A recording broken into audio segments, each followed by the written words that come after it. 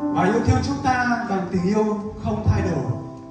Trong sự khiêm nhường và lòng biết ơn, xin mời đồng hướng lòng về Chúa qua bài thánh ca Lân Bay Duy Ngài.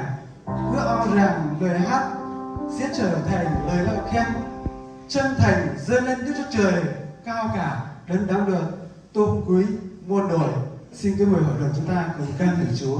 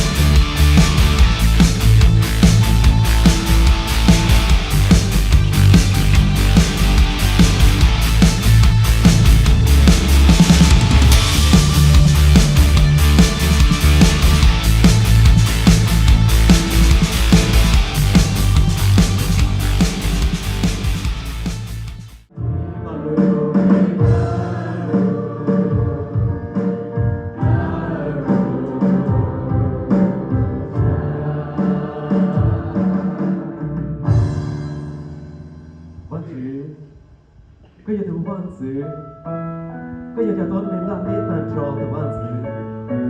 Anh có muốn sát lời sát rong, anh có thông bộ có muốn đồ bên đồng kề đồ đề. Giờ lên tới còn có biết chuyện muốn anh nho nó, chả biết lục hồn cơ.